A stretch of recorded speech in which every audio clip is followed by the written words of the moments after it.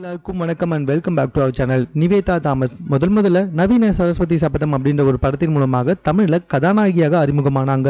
பின்பு ரொம்ப படங்கள் நடித்தாங்க.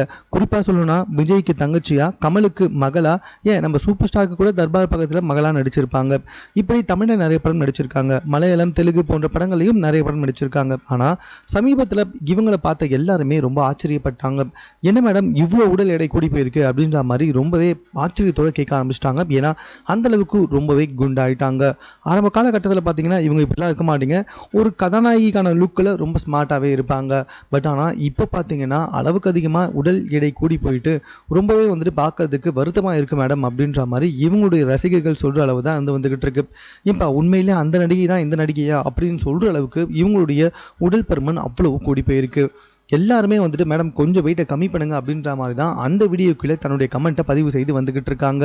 ஸோ எதுக்காக இவ்வளோ உடல் எடை கூடி போயிருக்கு, உங்களுக்கு ஏதாவது டிசீஸ் இருக்கா அப்படின்ற மாதிரியும் பல பேர் கேட்டு வந்துக்கிட்டு இருக்காங்க. பொதுவாக பார்த்தீங்கன்னா நடிகைகள் தன்னுடைய உடல் எடையை கட்டுக்குள்ளே வச்சுருப்பாங்க. அப்படி இருக்கும்பொழுது இவங்க மட்டும் எப்படி குறுகிய காலகட்டத்துக்குள்ளே இந்த அளவுக்கு உடல் பருமன் கூடிச்சு அப்படின்றத நினச்சி இவங்க ரசிகர்கள் இவங்க கிட்ட ஏகப்பட்ட கேள்விகள் கேட்டு வந்துக்கிட்டு இருக்காங்க. பட் இவங்க அது சம்மந்தமாக எந்த ஒரு பதிலும் சொல்கிறது கிடையாது. சமீபத்தில் கூட ஒரு ஃபங்க்ஷனில் வீடியோ ஒன்று ரிலீஸ் ஆகிருக்கு. இதை பார்த்த எல்லாருமே ஆச்சரியத்தில் மூழ்கி போயிருக்காங்க. நீங்களும் கண்டிப்பாக ஆச்சரியப்படுவீங்க அந்த வீடியோ பார்த்தீங்கன்னா. மேலும் இது போன்ற செய்திகளை உடனுக்குடன் தெரிந்து கொள்வதற்கு நம்ம சென்னை சேனலை சப்ஸ்கிரைப் பண்ணுங்க. இது குறித்த உங்களுடைய கருத்துக்கள் எதுவாக இருந்தாலும் கமெண்ட்ல நீங்க பதிவு செய்யலாம்.